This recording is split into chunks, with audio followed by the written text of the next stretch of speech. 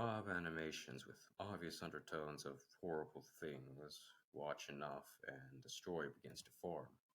Today I'm here to find out what that story is. Vic and her little sister both had a bad upbringing. Despite the religious home they were born into, one of their parents had an addiction to alcohol, and likely due to the religious nature of their home, were stuck in that situation.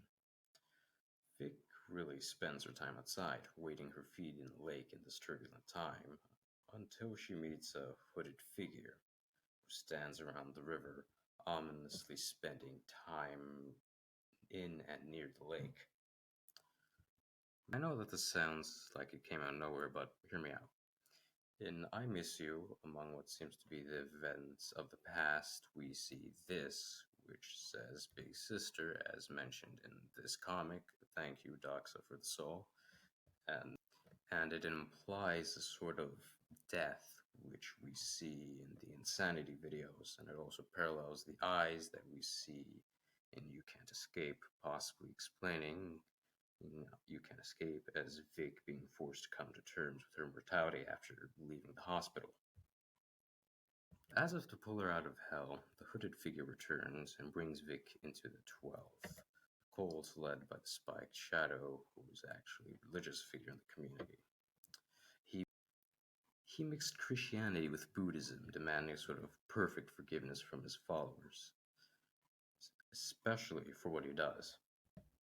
He abuses Vic, likely in the bathroom, and possibly some of the other 12, leading to recurring nightmares about what happened and what he could do.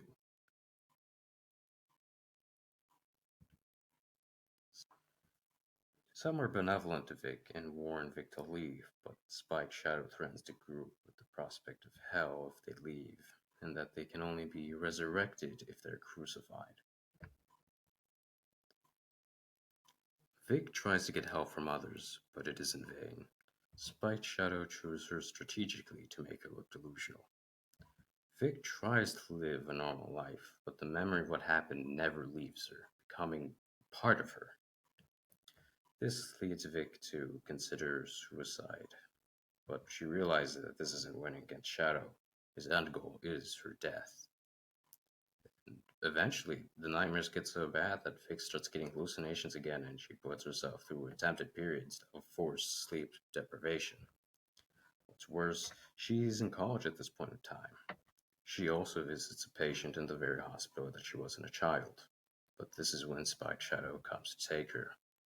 This eventually leads to the patient attacking Shadow and killing him, getting himself killed in the process.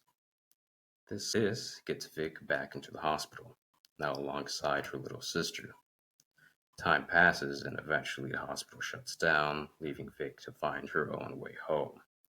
And even still, she is anxious about Shadow and the remnants of the tour. So that's the story, clearly incomplete. Even the Way Back Home playlist is incomplete, as indicated by the lack of a final video. But perhaps the end of Way Back Home would be released until we understand, as mentioned in the pinned comment of Punishment 2. Way Back Home is the good ending we all want for Vic, allowing her to put everything behind, even if it will never truly leave her. Of course, this theory doesn't explain everything. There are some videos that this doesn't touch on, primarily because I have no idea what to make of them, though there are some that I believe are unrelated to the story.